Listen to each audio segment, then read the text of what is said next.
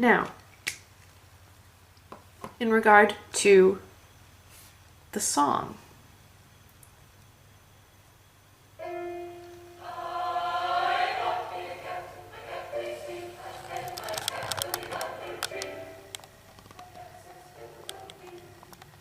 so this song, The Cat Says Fiddle-I-Fee, is a folk song. And in fact, a cat is really not the most important part of the song, it's just the refrain.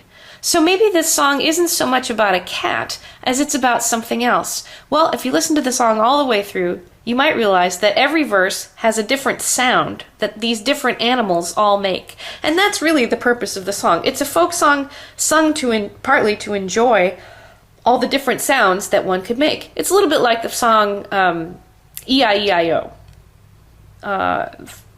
And those kinds of children's songs, where we enjoy repeating things and the changes that we add in one thing after another. The duck says this, the cat says that. That's a lot of fun. At the end of this song, the thing that we add is a wife. The last person in this long procession of animals is a wife. And she says, "Honey, honey, oh, isn't that sweet?" What are the musical elements of this song? Well, we have a melody with accompaniment. So this is an example of homophony. And again, we're going to go over these terms when we get to modules 2, 3, and 4. It's a melody that has a short refrain. I bought me a cat. The cat says fiddle-I-fee. Each verse gets longer and longer by adding a melodic fragment, so that by the end of the song, we have quite a long verse listing all of the animals and the sounds they make. You could say that the fun of the song is trying to remember the order they go in and the different sounds that they make. The purpose of this song, well, there's not a single author of this creator of this particular piece of music. We're listening to a setting by the American composer Aaron Copland, who enjoyed setting American folk songs to keep them in the 20th century American consciousness. This folk song is, in a lot of ways, simple. It shows a certain sense of humor by putting the wife at the end of the catalog and in the strange different sounds that are made throughout the course of the song. Now, let's see what I can do for a comparison. So, I've got an Egyptian cat, I've got a poetic cat, and I've got a musical cat.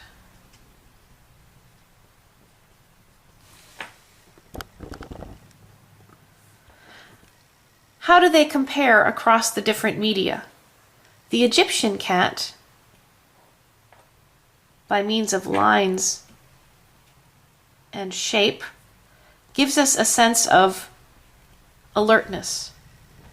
The poetic cat, by means of images, and really maybe too much description, gives us both a description of the cat itself, the cat's relationship to the human, and the cat's relationship as a created being, or its relationship in the human's eyes to God. So this one is sort of a praise of the cat and God. The musical cat, by use of a simple repeated refrain, certainly keeps the cat in our mind, but in fact the cat is really not the focus necessarily of the song. The focus of the song, it's just sort of one element. It leads us to the humorous conclusion.